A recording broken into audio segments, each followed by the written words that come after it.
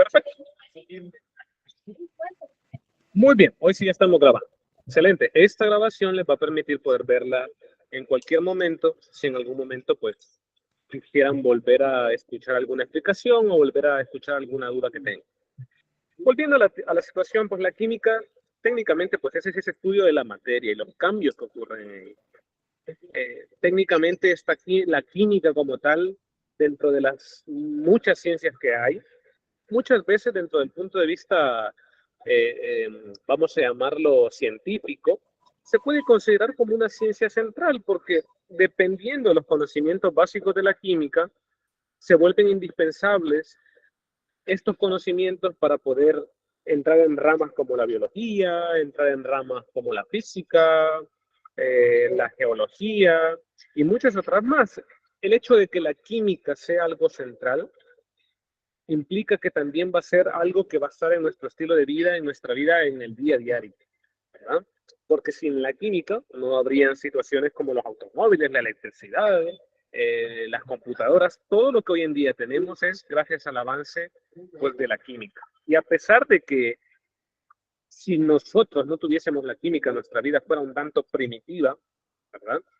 Nos vamos a dar cuenta que la falta de la química generó situaciones complicadas a nuestros antepasados con pestes, con pandemias que no pudieron afrontar y que hoy en día son afrontadas tranquilamente con la vacunación, con los medicamentos, con tratamientos que nos parecen normales o nos parecen comunes, pero que en la antigüedad no lo eran y que generaban que una pequeña herida, una pequeña enfermedad fuera una sentencia de muerte.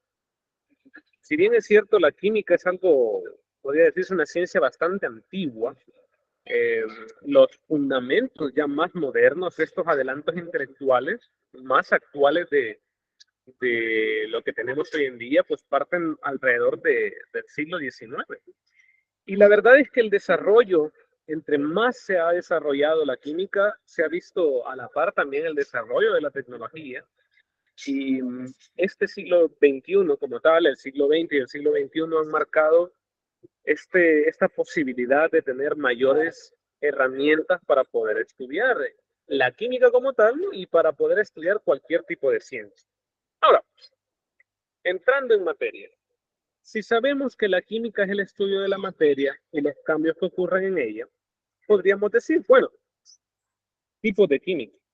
Muchos libros podrán establecer divisiones de la química. Hay muchas referencias bibliográficas que dice es que hay que dividir la química en química orgánica y química inorgánica. Y sí, históricamente la química se ha dividido en orgánica e inorgánica. Y la verdad es que cuando hablamos de la química orgánica, hablamos de esta química, este estudio de compuestos que tienen el elemento carbono como cadena principal. Y pues lo inorgánico es todo aquello, lo diferente, ¿no? Que no tiene esa cadena carbonada. Ahora, no es lo único, o sea, no es lo único que existe dentro de las ramas de la química.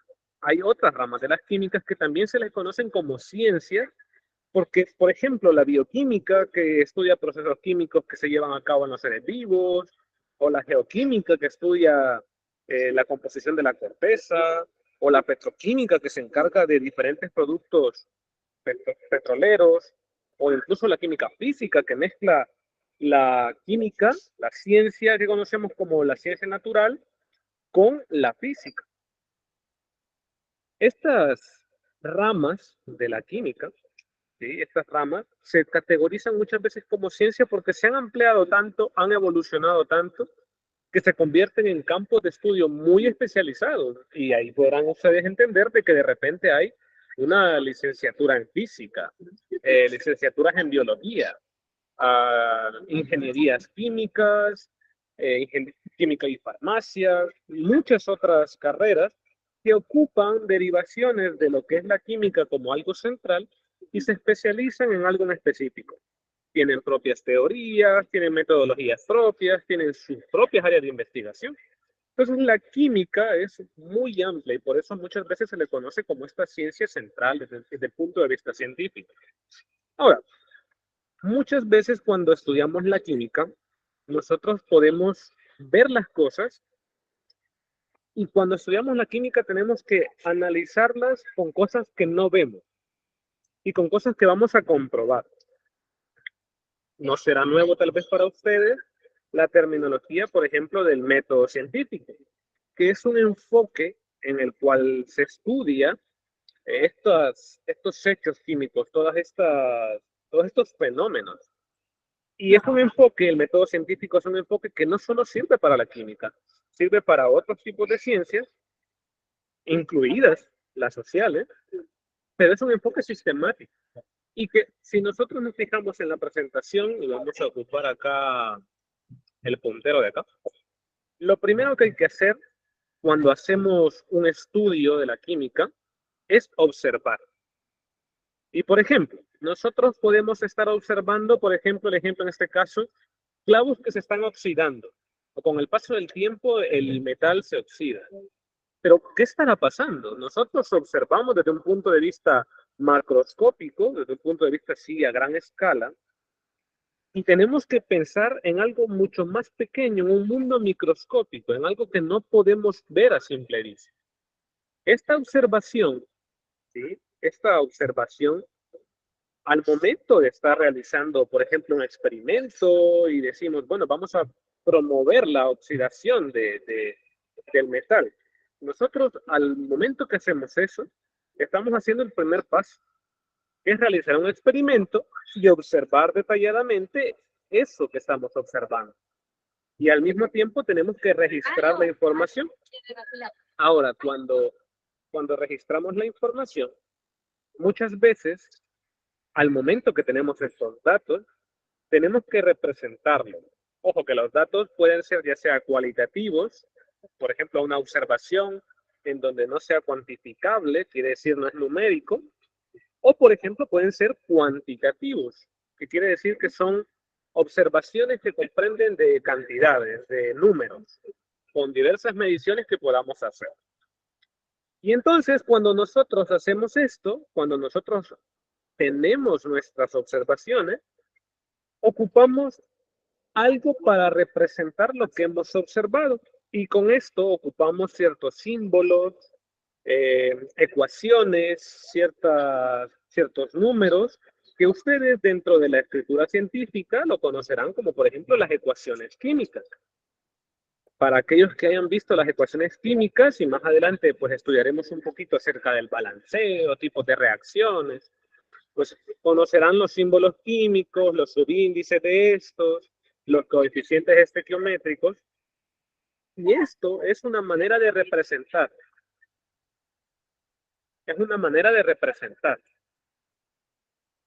que nuestra observación. Cuando nosotros tenemos nuestros datos, hemos terminado la experimentación, hemos registrado la experimentación y la hemos representado, muchas veces lo importante, lo que sigue adelante son las interpretaciones. Y con las interpretaciones, ¿de qué estamos hablando? Quiere decir que lo que intentamos hacer es explicar, pero nuestra explicación es tentativa. Probablemente a la primera no tengamos la respuesta correcta. Hemos observado algo, lo hemos representado y tenemos que hacer una explicación tentativa. A esto le llamamos como una hipótesis, ¿verdad? De repente les han dejado un trabajo y le dicen, hagan su hipótesis. Es una explicación tentativa, ¿sí? Entonces, para poder comprobar esta hipótesis, se generan diversos experimentos para verificar lo que estamos diciendo de la validez de nuestra hipótesis. Entonces, estos datos recopilados, importante, hay que comprobarlo. Y podemos diseñar muchos experimentos. La hipótesis se puede aprobar o se puede contrariar. Podemos decir, no aprobamos nuestra hipótesis porque puede ser que no estemos observando lo que nosotros explicamos la primera vez. O puede que sí. Y estos experimentos nos estén comprobando nuestra hipótesis. Ahora, cuando la hipótesis se les hacen muchos experimentos, ya estamos aquí en la hipótesis. ¿Y qué pasa? Resisten muchas pruebas experimentales. Estas hipótesis pueden llegar a convertirse en lo que conocemos como teorías. esto de acá. Cuando hablamos, por ejemplo, de teoría, estamos hablando de que estamos explicando un hecho, algo que hemos observado, un fenómeno, ¿en base a qué? En base a lo que hemos observado. Y lo estamos explicando. Entonces, estamos generando un principio como tal de esto. Entonces, es bastante relevante y es bastante importante esto porque también podemos nosotros conocer lo que son las leyes. Y podríamos decir, bueno, ¿y qué tienen de diferente las leyes? ¿Qué tienen de diferente las leyes con las teorías? Podríamos pensar. Ah, bueno, lo que pasa es que cuando nosotros tenemos una teoría, pues es una situación que intenta explicar algo que puede ir cambiando. Pero ahí viene la diferencia y viene lo que sigue, que es la ley. Las leyes como tal, lo que hacen es explicar algo en condiciones muy específicas y esto se va a repetir. Esto se repite. Es un enunciado que se genera. Por ejemplo, las leyes del movimiento, ¿sí? Las de Newton. ¿Qué pasa con eso? Se genera un enunciado, quiere decir una explicación. Hay algo verbal, hay algo que es conciso, que puede ser una relación matemática o una relación verbal de términos, y que genera una relación entre fenómenos y que siempre va a ser igual el resultado, pero con condiciones iguales, ¿sí? Con condiciones iguales. Entonces, esa es la importancia de la teoría, que la teoría genera una explicación bajo ciertas condiciones que son similares. Entonces, si bien es cierto, una ley tiene condiciones específicas, una teoría, pues, no siempre es así, ¿verdad? No siempre es así. Y inicialmente lo que partimos es de las hipótesis, ¿verdad? Las teorías pueden ir cambiando. Para que una teoría se pueda generar, se pueda establecer, pueden pasar muchos años, ¿sí? Lo que pasa es que luego las teorías pueden generar una predicción de ciertos fenómenos a futuro, ¿sí? Entonces, las leyes funcionan con algo muy específico. Es algo fiable, es algo que puede predecir comportamientos, pero dentro de un ámbito de aplicación, ¿sí? Y la teoría está explicando, ¿verdad? Pero al mismo tiempo no solo se queda en un caso en específico, sino que también se va más allá a ciertos fenómenos que pueden estar relacionados a la teoría, pero que tienen una explicación. Y por ejemplo, esta reacción de acá se le conoce como una reacción de oxidación, o así lo conocemos, ¿no? Pero es una reacción de oxidación, se está oxidando el hierro. Técnicamente se le llama una reacción redox. Hay algo que se oxida y algo que se reduce. Esto en términos químicos podríamos pensar, bueno, la oxidación será entonces que se pone cafecito, el hierro, se pone un recubrimiento. Dentro del punto de vista, el resultado, esa capa cobriza que ven ustedes por ahí, es el resultado de esta reacción, ¿no? Lo que le conocemos a eso oxidado es lo que conocemos como la herrumbre, esa, esa forma cafezosa. ¿Se da a partir de qué? Hierro y oxígeno, mediado por moléculas de agua. Ahora, ¿en base a qué se ha estudiado esto? En base a una teoría que explica las reacciones de oxidación. Más adelante, cuando ustedes se adentren más, bueno, y en el curso, cuando nos adentremos a los tipos de reacciones, nos vamos a dar cuenta que si algo se oxida, algo también se tiene que reducir. Más adelante vamos a entrar en esa terminología. Vamos a entender que esa terminología va más allá del cambio aparente de un metal. Tiene que ver algo más con los elementos y sus electrones, que también vamos a estudiar los átomos y sus composiciones. Y entonces, esto es una teoría que se llama teoría redox, teoría de las reacciones redox. No se centra en algo específico, sino que se centra en algo en concreto, pero que va más allá de diferentes fenómenos. Mientras que, por ejemplo, las leyes, como les comentaba, era algo bien en específico. Por ejemplo, la ley de gravitación. de cómo actuaba, de cómo actúa la fuerza de gravedad entre dos cuerpos, ¿sí? Pero no hay una explicación de, bueno, ¿y por qué está pasando la gravedad? Aquí viene entonces, bueno, la teoría. ¿Y qué teoría nos explica la situación de la gravedad? Lo que hablaba Einstein cuando habló la teoría de la relatividad.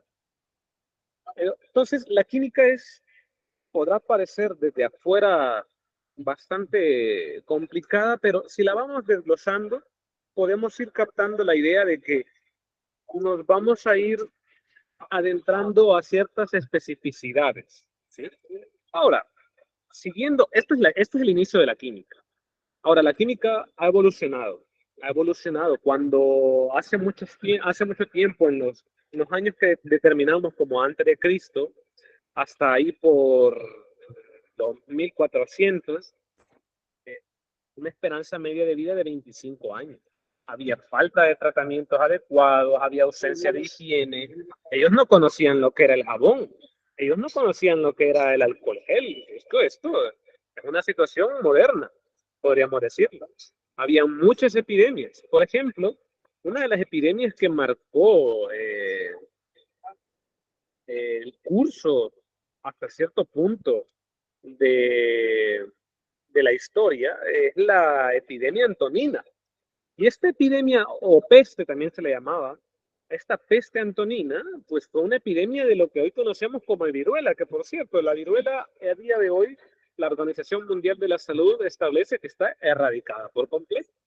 Pero en aquel entonces no había cura y padecían aproximadamente casi 2.000 personas por día por esta peste. Allá por los años 165, 180, el Imperio Romano sufrió esta epidemia de viruela, ¿sí? Y pasando luego a finales del siglo XIX, que la esperanza de vida no aumentaba tanto, no habían tantos avances químicos. Antes el avance químico era bastante lento. Recuérdense que hubo un tiempo en donde los avances químicos estaban un tanto detenidos, un tanto frenados por el hecho de las situaciones religiosas.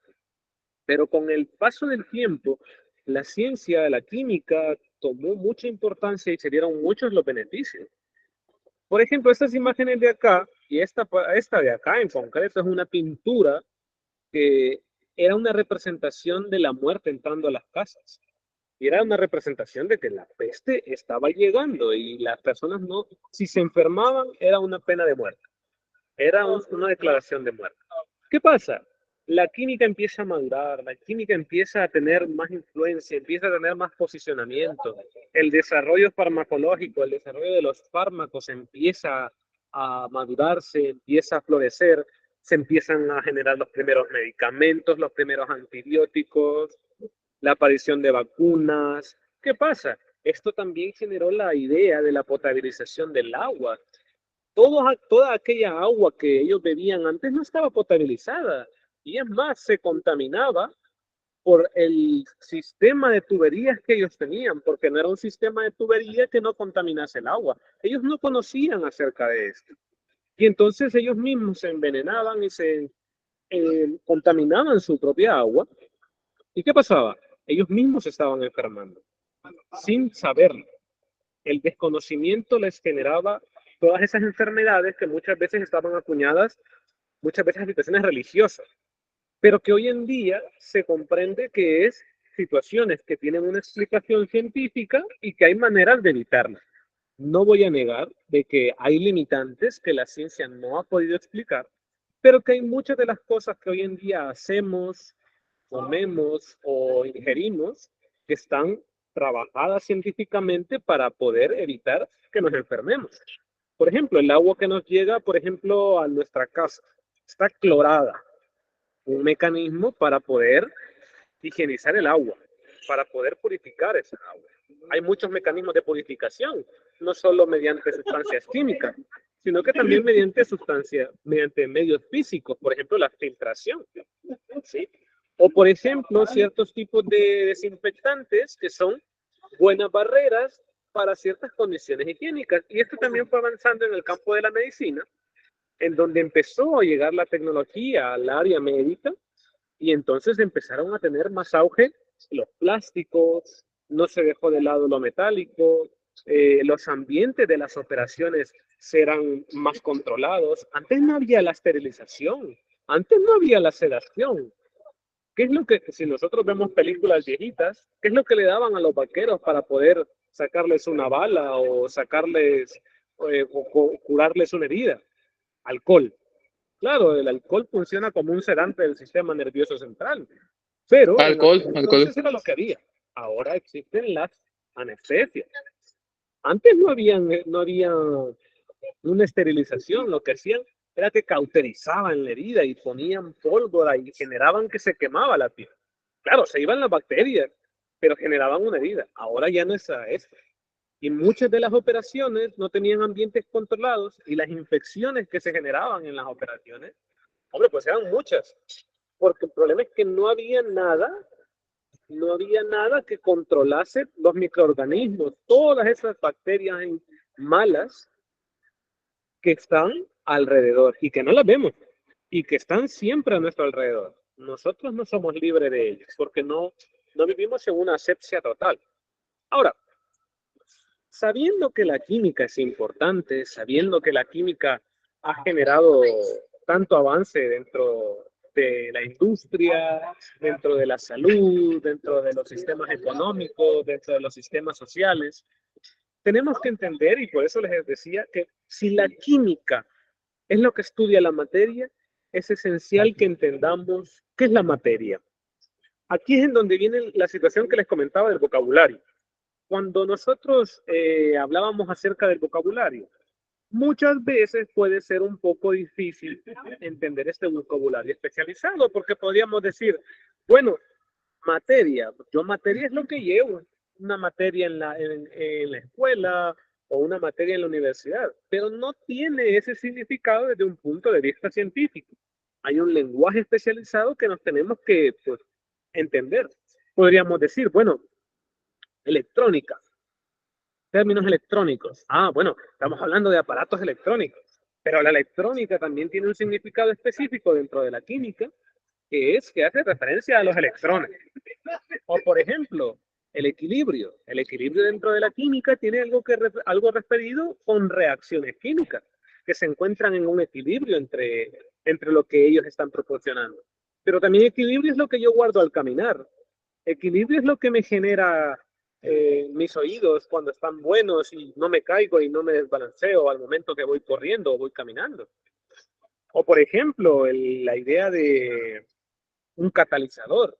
Catalizador desde un punto de vista químico es algo que favorece una reacción, pero también desde el punto de vista automovilístico es otra cosa. ¿Sí?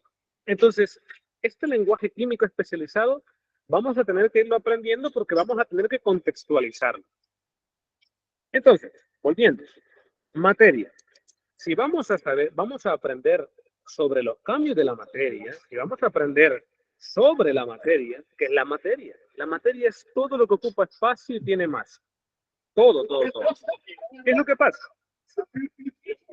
Con la materia tenemos que incluir cosas que podemos ver, cosas que podemos tocar, pero también cosas que no podemos ver ni tocar. Ejemplo, yo puedo tocar el agua, yo puedo tocar la madera de los árboles y lo puedo ver, pero el aire, lo que respiramos, esa mezcla que conocemos como aire, no la vemos. Sin embargo, ocupa espacio y tiene masa. ¿Sí? Ya vamos a entender, ya vamos a llegar más adelante viendo esta situación de lo de la masa, que es la masa. Entonces, no tenemos que dejarnos llevar que por algo que si no lo vemos, ay, ya no es materia. Claro que sí. Incluye todo aquello que podemos ver, tocar, tanto como lo que no podemos ver ni tocar. ¿Sí? Y la materia como tal, cuando hablamos de la materia, nosotros podemos clasificar a la materia. Si ven este esquema de acá, vamos a ir viendo que hay unas ciertas bolitas. Estas ciertas esferas, es una representación química para ir representando lo que vamos a conocer más adelante como moléculas. Ya vamos a llegar a eso. Probablemente ustedes ya lo habrán escuchado. Y muchas veces estas bolitas también se ponen en contexto para la formación de moléculas en donde representan a los átomos que están formando la molécula. Entonces, es de contextualizar esta simbología, estos dibujitos, podríamos pensarlo así. Y podemos ver ya de antemano de que nosotros conocemos que la materia puede estar en diferentes estados. Y ya vamos a llegar a eso. Pero primero que nada, la materia y su clasificación. ¿Qué es lo que pasa con la materia? Cuando se estudia la materia, es importante que podamos clasificarla. La química lo que hace es generar subtipos de materia. ¿En base a qué? En base a lo que se compone y en base a sus propiedades. Y entonces nosotros tenemos dos categorías principales, que son las mezclas y son las sustancias. ¿Sí? Mezclas y sustancias. Es importante que tengamos diferente esa situación. Por ejemplo, el agua es una sustancia. ¿Sí? El agua es una sustancia. Tiene una composición definida. ¿Sí? El agua es una sustancia. Pero ¿qué pasa si yo de repente vengo y le pongo, por ejemplo, azúcar al agua? O le pongo sal. O tengo una bebida gaseosa en donde hay agua y algo más. Ah, bueno, yo ya no tengo una sustancia, yo ahora tengo una mezcla. Entonces, ¿qué pasa? Una sustancia es, vean, una forma de materia, por eso está relacionado. Es una forma de materia que va a tener una composición definida. Lo que lo compone no es cambiante, es definido. Ejemplo del agua. La fórmula del agua, sabrán ustedes, es H2O. ¿Qué significa este H2O?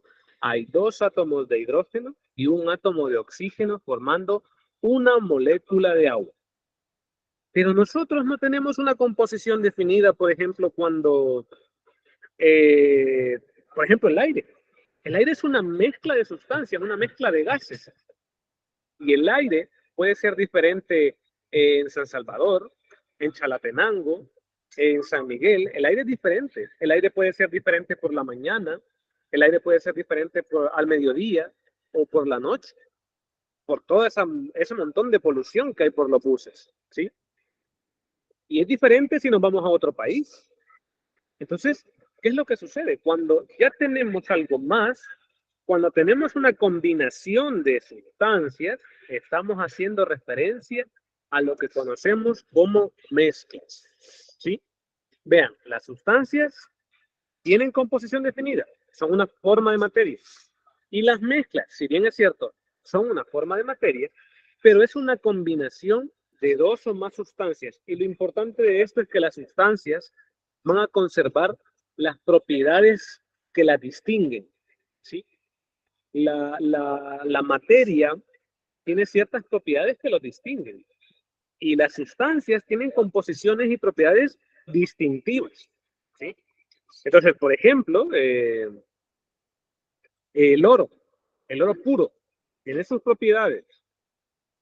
El oxígeno, que es parte de la mezcla de lo que conocemos como aire, tiene sus propiedades, tiene su composición definida y tiene sus propiedades distintivas. ¿Qué pasa? Que cuando tenemos una mezcla, combinamos estas sustancias y las sustancias no pierden sus propiedades, las mantienen. Si nos vamos más a profundidad con las mezclas, podemos tener mezclas que son homogéneas y mezclas que son heterogéneas. Cuando hablamos de mezclas homogéneas, es que no vemos la composición de la mezcla. Quiere decir que todo se ve igual, es uniforme. Pero cuando vemos una mezcla heterogénea, vemos las partes que componen la mezcla.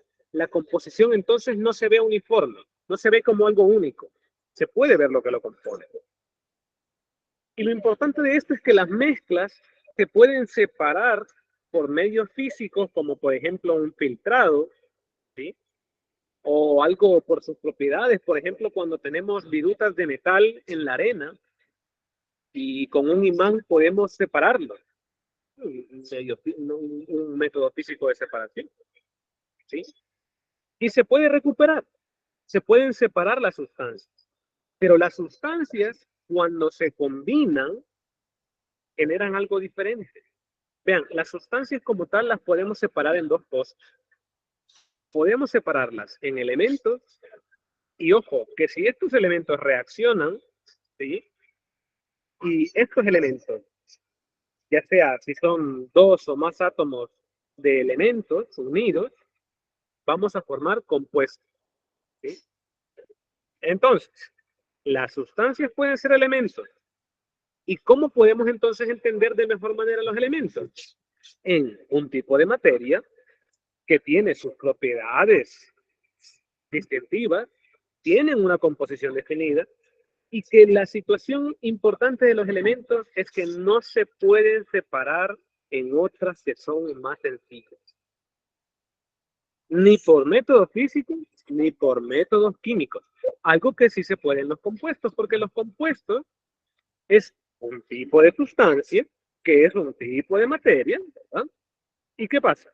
Que esta se puede formar por átomos de dos o más elementos, ¿sí? Unidos en una determinada proporción, porque tiene sus proporciones y tiene sus propias eh, eh, propiedades.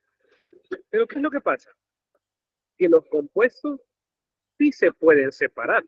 ¿En qué? En los elementos que lo componen, en los átomos de los elementos que los componen. Pero la diferencia está en que las mezclas se pueden separar de sus sustancias por métodos físicos, pero los compuestos se separan para formar elementos con métodos químicos, ¿sí? Con reacciones químicas. Entonces, esta situación de la materia, quiero que quede clara. ¿Dudas hasta el momento? ¿Son libres de preguntar? ¿No? ¿Todo claro? Veamos. Mauricio. Y aparece ahí otro comentarista promedio. No sabes, otro comentarista promedio nos regalará su nombre también, para no llamarte otro.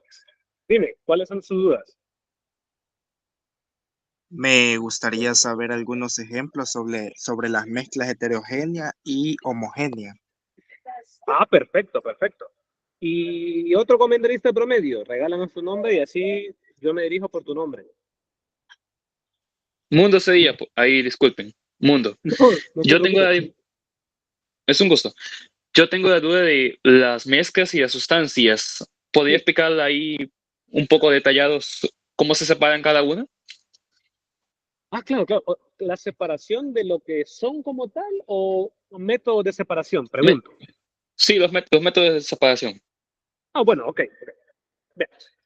Primero que nada, si nosotros ponemos ejemplos de mezclas heterogéneas o mezclas homogéneas, vale, por ejemplo, nosotros podemos, les voy a poner ejemplos un tanto, vamos a llamarlo, comunes, algo muy repetitivo en su vida diaria. Por ejemplo, ejemplos de mezclas homogéneas. El agua con la sal. Es un tipo de mezcla en donde el cloruro de sodio, que es un compuesto y es una sustancia, está combinado con el agua. El vinagre. El vinagre es un compuesto, es una mezcla una mezcla de sustancias de dos compuestos. Una que se conoce como ácido acético, que es un compuesto orgánico, y agua, ¿sí? O por ejemplo, una mezcla de alcohol con agua, que es lo que nos venden en la farmacia. Alcohol con agua. Es una mezcla que nosotros no podemos ver los componentes. Sabemos que es una mezcla porque son dos sustancias que están combinadas y que, por ejemplo, ustedes pueden probar, y esto lo pueden hacer en su casa. ¿Qué pasa si yo pongo agua con sal? Que es lo que conocemos, que por cierto, decir sal no es tan mal, pero lo que conocemos como sal o la sal de mesa eh, es una mezcla de tipos de compuestos. Por ejemplo, la sal de mesa lleva un compuesto que es con yodo. No solo es cloruro de sodio, sino que también puede ser yoduro de sodio o yoduro de potasio. Y esta tiene la famosa sal yodada. Pero supongamos esta agua con sal. Supongamos que la sal solo está compuesta de cloruro de sodio. Vamos a poner un ejemplo hipotético. Yo no puedo ver al cloruro de sodio. No puedo ver nada más que solo una solución. Pero ahí está el agua. Y al mismo tiempo están los iones que forman el cloruro de sodio. Ahí están, moviéndose. Y no los vemos, pero lo podemos separar. Y respondiendo a la pregunta del método de separación, por ejemplo, lo pueden practicar en su casa, ¿sí? Por ejemplo, mezclen esa agua con sal, ¿sí? Esa agua con sal, y de repente caliéntenla. Y esto se le conoce como evaporación. ¿Qué es lo que pasa? Aquí viene algo muy distintivo del agua que es diferente al cloruro de sodio. Y esto sí me gustaría tocarlo para así como ir avanzando en el tema, porque pega perfecto. Y son los estados de la materia. Hay más estados de los tres clásicos que conocemos y en principio la materia puede estar en esos tres estados, ¿sí? Pero hay más de estos tres, sí, hay más. Pero los clásicos que conocemos es gas, líquido y agua. Perdón, gas, líquido y sólido. Gas, líquido y agua, estoy diciendo. Gas, líquido y sólido. ¿Qué es lo que pasa? El cloruro de sodio a temperatura ambiente se encuentra sólido. Si no, veamos cómo tenemos la sal en nuestra cocina. Pero a temperatura ambiente el agua se encuentra en estado líquido. ¿Sí? Por eso vemos aquí los estados de la materia. Gas, líquido y sólido. Perfecto. Una característica, una propiedad en específico del agua, y que por cierto es una propiedad física, es su punto de ebullición. El punto de ebullición del agua es mucho menor de lo que el cloruro de sodio puede pasar de sólido a líquido, que se le conoce como punto de fusión, que son propiedades físicas, ¿sí? Y entonces esto ya nos estamos adentrando a la idea de una propiedad física, un cambio físico. Y entonces, por ejemplo, cuando tenemos una propiedad física, no modificamos la composición, ¿sí? Entonces podemos decir, bueno, el punto de fusión de mi cloruro de sodio es muy alto y entonces yo puedo separar físicamente, quiere decir, sin una reacción química que esté generando, solo un cambio físico, yo puedo separar el cloruro de sodio del agua. ¿Y cómo se me va a generar eso? Bueno, esto se me va a generar de esta forma. Lo que va a estar pasando, por ejemplo, y volviendo acá, el agua se va a evaporar. El agua va a pasar a un estado gaseoso.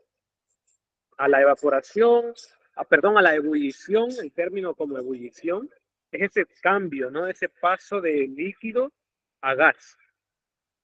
Pero el cloruro de sodio no se va a ebullir, va a quedar en donde hagamos nuestro calentamiento. Entonces, una manera de separarlo sería por evaporación, ¿sí? ¿Y qué pasa? Que vean, si nosotros hacemos esto, estamos eliminando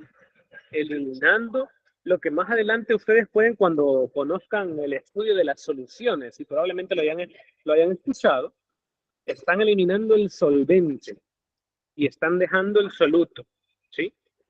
¿Y qué pasa? Que este cloruro de sodio, a medida se va quitando el líquido, ¿sí? El agua, por ejemplo, se va cristalizando, que se puede clasificar como otro método de separación física. O por ejemplo, cuando nosotros tenemos mezclas de lo que yo les decía, de arena, y por ejemplo la arena con la grava, ¿sí? El tamaño de la arena, de las particulitas que conocemos como la arena, ¿sí? Es diferente al de la grava. Y esto es un medio de separación físico que se le conoce como tamizado. Estoy separando partículas de diferentes tamaños a través de lo que conocemos como un tamiz o una malla o lo que conocemos como colador, podríamos pensar, pero que científicamente se le conoce, sí, técnicamente como un tamiz, ¿sí? Entonces, las más grandes quedan retenidas y las más pequeñas pasan. Y eso va a depender de lo grande del tamiz. O, por ejemplo, la imantación, como le decía yo, el separar el hierro de la arena. Las limaduras de hierro que puedan haber sueltas en un poco de arena se pueden imantar porque tiene propiedades magnéticas. El imán lo separa. ¿Sí? Es una forma. O, por ejemplo, otra forma es la centrifugación. La centrifugación hace girar, hace las centrifugadoras como tal, una mezcla, vienen y empiezan a girarla a una gran velocidad, a tal punto en que los componentes se van separando en función a qué tan densos son. Y entonces los que son más densos empiezan a desplazarse de los que son menos densos. O incluso de lo sólido, de lo líquido. También se empieza a separar. O por ejemplo la filtración, cuando filtramos. Existe por ejemplo el papel filtro. Un ejemplo de esto puede ser por ejemplo cuando hacemos café y le ponemos el filtro a nuestra cafetera. ¿Qué pasa? Pasa lo que nos sale, lo que nos tomamos, ¿no? El café. Pero todo ese café granulado que ya ha despedido, que esto se llama, por ejemplo, tiene un nombre, ¿verdad? Científico, este proceso. Todo eso que se ha desprendido de lo que hemos pasado del agua caliente con el café, ha pasado este filtrado, pero todo lo que no puede pasar el filtro, que tiene la misma mecánica como lo del tamiz, ¿no? Pero en este caso, lo líquido pasa, pero lo sólido se queda en el papel filtro. Son ejemplos de separaciones por método físico. Hay muchos, es que hay varios. ¿Y qué pasa? Por ejemplo, separaciones por métodos químicos. Hay varias. Por ejemplo, si nosotros queremos separar, por ejemplo, si nosotros quisiésemos separar, por ejemplo, el agua, queremos separar los elementos que componen el agua, se puede hacer un tipo de reacción en donde se le llama electrólisis. Y el agua se separa en hidrógeno y oxígeno, ¿sí? O, por ejemplo, hay reacciones de precipitación. ¿Sí? ¿Y qué pasa? La reacción de precipitación, se forma la reacción, se da el cambio químico, ¿sí?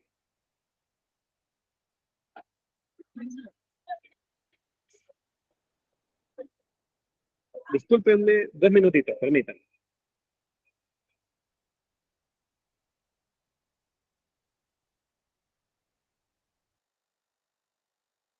Bueno, aquí estoy de vuelta, lo siento. Había que pagar la cuenta. Por ejemplo, una reacción de precipitación. ¿Qué pasa? Tiene la reacción, genera la reacción y nos genera algo que está sólido y algo que también queda en líquido, queda en solución. Y se puede separar. Y se separaron estos compuestos. ¿Sí? Y se separan estos compuestos, no necesariamente probablemente formen ya los elementos, sino que pueden formar otro tipo de compuestos. O por ejemplo, este tipo de reacciones redox, ¿sí? En donde, por ejemplo, en este proceso redox, en donde teníamos lo de la herrumbre, podemos volver a formar hierro, podemos tener ese hierro libre, ¿sí? Entonces, son mecanismos, son formas químicas de separar. Claro, ahorita nos estamos adentrando porque es algo nuevo, ¿no? Estas reacciones. Entonces, por ejemplo, mezclas heterogéneas. Si las mezclas homogéneas ya las vimos, mezclas heterogéneas, que pueden ser, por ejemplo, las clásicas, ¿no? El aceite y el agua, que por cierto, el aceite es un conglomerado de compuestos que conocemos como triglicéridos. Más adelante, cuando estudien más adelante en química, lo pueden ver. O por ejemplo, cuando tenemos arena con agua, los granos de arena no se disuelven en el agua, se pueden ver a simple vista. ¿Sí? O fácilmente algo que hacemos todos los días cuando comemos una ensalada de vegetales. Nosotros, si desde un punto de vista generamos una mezcla, pues técnicamente pues, tenemos cosas que son diferentes y que podemos distinguirlas. Pero desde un punto de vista químico, el ejemplo más clásico puede ser el aceite y el agua. Podemos ver las partes, ¿sí? O cuando tenemos hierro en agua, podemos ver el hierro y podemos ver el agua. Están mezclados y se ve que no es uniforme. Podemos ver las partes que componen la mezcla. No sé si eso soluciona la duda.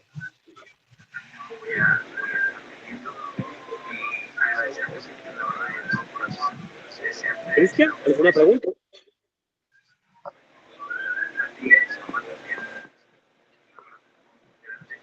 ¿No? Mauricio, ¿queda clara la duda? Sí, todo Sí. comprendido, licenciado. Muchas gracias. Excelente, excelente. Y sobre los tipos de separaciones, ¿ha quedado claro? Hay muchas. Aquí estamos apenas entrando, pero resulta curioso y resulta Está bastante bien, está bastante bien. Excelente, perfecto. Entonces, vean que hemos adelantado un poquito porque todo va relacionado, todo va conectado, todo está interconectado. Vean que empezamos a ver ya los estados de la materia, ¿sí? Y si cuando, por ejemplo, nosotros vemos y seguimos en la presentación de hoy, nosotros vamos a ver que hay muchos elementos y tenemos lo que conocemos la tabla periódica, en donde están representados pues, los elementos conocidos a día de hoy por el ser humano, ¿sí? Es una representación simbólica de los elementos. ¿Qué forman cuando se unen? Compuestos. Y estos compuestos son un tipo de sustancia, al igual que los elementos, son sustancias. Entonces, ya que entendemos una idea de los estados de la materia y tenemos estos tres estados de la materia, antes de entrar a las propiedades, por cierto, antes de entrar a las propiedades, si nosotros vemos los tres estados de la materia, estos clásicos, ¿no? Estos sólido, líquido y gas. Esto tiene que ver con qué tan cerca están las partículas, ¿sí? Principalmente. Vean que esto se remonta a algo bastante curioso y es que había un botánico, existió un botánico allá por los 1800 que empezó a observar un movimiento de pequeñas partículas que estaban suspendidas en un fluido y entonces empezó a ver que se movían y él no entendía por qué se movían, no había viento, no había aire, no había ninguna corriente en el laboratorio y veía que se estaban moviendo de una manera aleatoria, de una manera errática. No podía explicar el fenómeno. Pero más adelante, ¿sí? Más adelante, esta teoría sirvió porque se propuso, esta observación generó un impulso porque se planteó la teoría cinético-molecular. ¿Quién la planteó? Einstein. ¿Y qué estaba diciendo esta teoría cinético-molecular? Estaba explicando en el sentido de este movimiento en base a la energía que tienen las partículas, átomos, moléculas, y que está relacionado también con los estados de la materia. Porque, por ejemplo, cuando tenemos sólidos, vean el movimiento de lo que las moléculas que lo componen un sólido, por ejemplo. Que por cierto, cuando ya veamos nomenclatura y veamos el enlace, vamos a llegar a la idea de que no todo se puede categorizar como moléculas. No todos podemos decir, moléculas de tal cosa. No todo podemos decir que es moléculas. Pero eso lo vamos a ver más adelante. Pero, por ejemplo, las moléculas de agua. Por ejemplo, cuando tenemos el ejemplo acá del hielo, lo que conocemos como hielo es agua en estado sólido. El agua líquida y el vapor de agua. Es el mismo compuesto, el agua, formada por los mismos elementos, no se está alterando ninguna de su composición y lo que se está generando aquí es algo que conocemos como un cambio físico, algo que conocemos como una propiedad física. Quiere decir que una propiedad física, podemos medirla, podemos observarla sin modificar la composición. Y esto está relacionado ¿con qué? con los estados de la materia. Y el ejemplo más grande es cuando tenemos hielo, el agua y el vapor del agua. ¿Qué nos decía la teoría cinético-molecular? Que entre más energía tenga el sistema en donde se encuentre estas partículas, las vibraciones, el movimiento va a ser muy libre, va a ser muy energético y van a vibrar con más fuerza, con más velocidad. ¿Sí? Entonces, por ejemplo, cuando tenemos un sólido, se ve que mantiene su forma. ¿Esto por qué? Porque tiene un movimiento muy poco. Es una posición un tanto fija, se podría decir, y es una vibración en una posición fija. ¿Qué pasa cuando lo tenemos en líquido? Bueno, cuando lo tenemos en líquido, las partículas, si bien es cierto, están más separadas que en el estado sólido, porque tienen energía suficiente para poder desplazarse, para poder moverse, pero aún están juntas, aún se atraen por las fuerzas que se conocen muchas veces como fuerzas intermoleculares, que son estas fuerzas entre moléculas. ¿Y qué pasa? ¿Qué pasa si aumenta aún más la energía? Aumentamos mucho más la energía y las partículas están muy separadas, se mueven muy libremente a tal punto que si no tenemos nada que impida que éstas se puedan expandir, ellas se separan a tal punto que se separan tanto una de otra que luego perdemos el gas. ¿Sí? Nos quedamos sin el gas.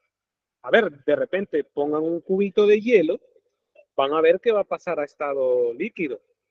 Y pasa el tiempo y luego se perdió el agua. ¿A qué se hizo? Ah, no es que se haya perdido. La materia no se destruye, solo se transforma. ¿Sí? ¿En qué se transformó? En un estado energético mucho mayor y con sus partículas moviéndose tan libremente por tanta energía que ya no están agregadas. ¿Sí? No están lo suficientemente juntas como para estar uniditas como lo están en el estado líquido o en el estado sólido. ¿Sí?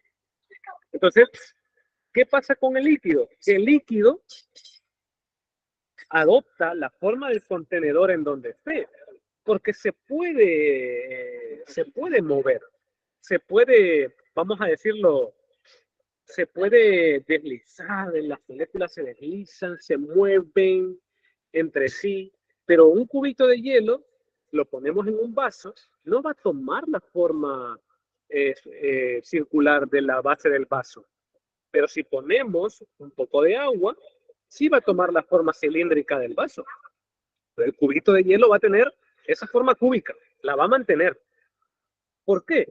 Porque está muy fuertemente unido, hay poca energía y entonces ellas pueden vibrar. Vibran porque no están quietas, nada está quieto. Vibran en posiciones fijas. Pero ¿qué pasa cuando está en gas? La energía es mucha, ¿sí? Tiene mucha energía, las partículas se mueven muy libres. ¿Y qué es lo que pasa? Que van a adoptar, es cierto, la forma en donde se encuentren, pero ¿qué pasa si no hay nada que lo contenga? Que estas se pueden separar y se pueden expandir en cualquier dirección si nosotros no le damos un volumen determinado, con un contenedor determinado. Entonces vean cómo la energía, este movimiento de las partículas está relacionado con los estados de la materia. Y el hecho de pasar, el hecho de pasar de un estado a otro, es algo que yo les comentaba, es un tipo de cambio físico. Y lo podemos categorizar dentro de algo que conocemos como propiedades físicas. Y aquí vamos ya a la parte última de la clase. ¿Qué pasa con las propiedades físicas? Bueno, con las propiedades físicas es que estas se miden, se observan mediante un cambio físico. ¿Sí? No hay necesidad de cambiar la composición. Pero ¿qué pasa con una propiedad química? Para poder observarla, para poder observar esta propiedad, tenemos que incurrir en un cambio químico. Tenemos que incurrir en una reacción como tal. ¿Sí? Entonces es muy importante el hecho de que nosotros podamos entender la diferencia entre una propiedad física y una propiedad química. ¿Sí?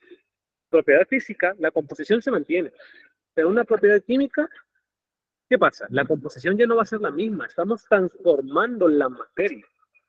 Por ejemplo, cuando generamos la combustión en el automóvil, qué está cambiando? Si estamos introduciendo gasolina y al final estamos sacando gas que no es igual la composición. O por ejemplo, cuando tenemos hidrógeno que se ha quemado, ¿sí? En presencia del oxígeno. ¿Para qué? Para formar agua. ¿Sí? Es un cambio. Para poder observarlo se necesita cambiar su composición. Y esta propiedad química genera ¿qué? Un cambio químico. Está relacionado a un cambio químico. Escuché una mano levantada. ¿Sí? ¿O será que me traicionó el oído? ¿No? Creo que sí me traicionó. Pero, a ver, quiero que se comprenda la idea de la diferencia, ¿no? De estas propiedades físicas, estas propiedades químicas, relacionados con los cambios físicos y los cambios químicos. ¿Sí? Por ejemplo, podríamos pensar que cuando, por ejemplo, cocemos los huevos, nosotros podríamos pensar que realmente esto es un cambio físico, pero realmente no.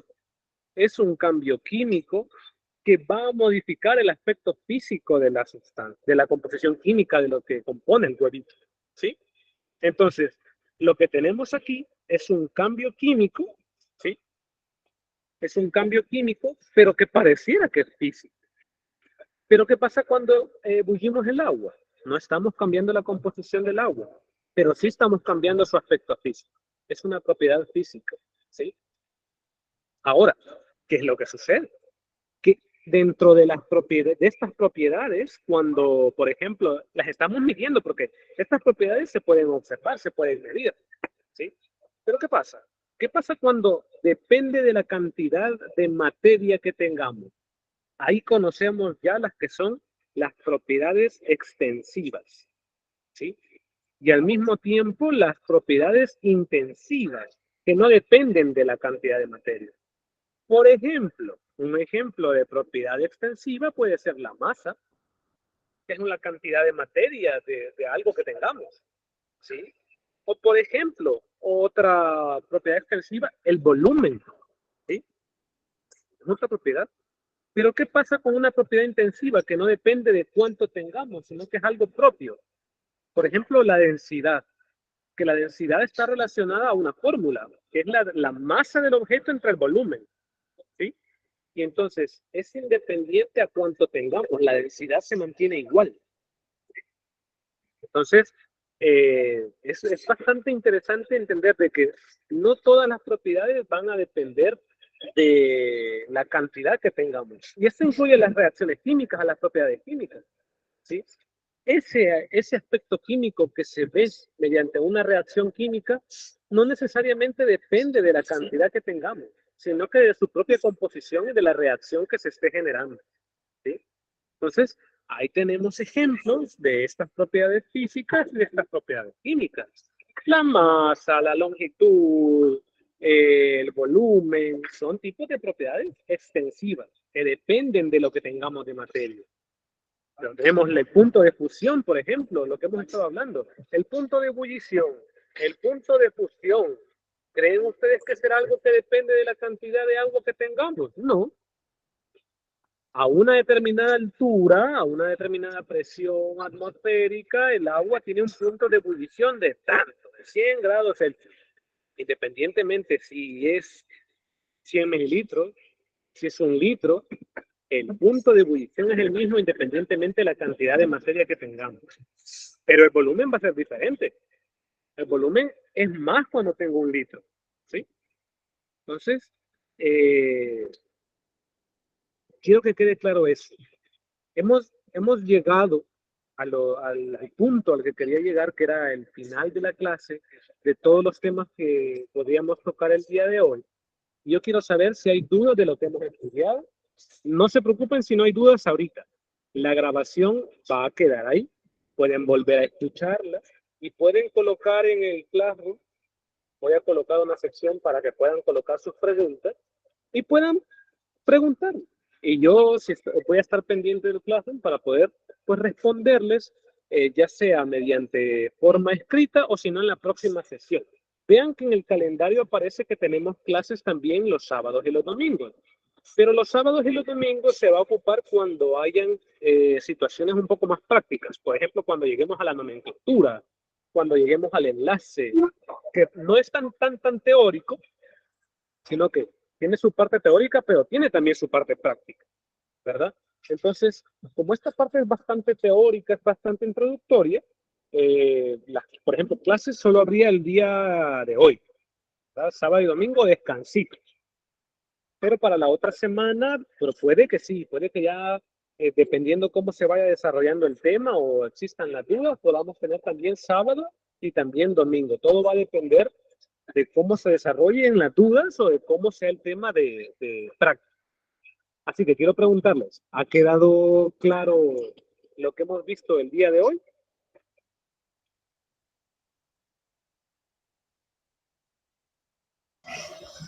Para mí por el momento sí, todo está bien. Bueno, muchísimas gracias, Carmen. Excelente, Boris. Bueno, Sí, en todo aras, bien. Gracias. excelente, Grisel. Perfecto, perfecto. Cualquier duda que tengan, recuérdense que esta es la parte introductoria. Puede que esto lo hayan visto antes y esto es una parte introductoria. Ya nos vamos a meter de lleno a aspectos más específicos de la química. Bueno, vamos a cortar la grabación. Saber detener grabación. La voy a estar subiendo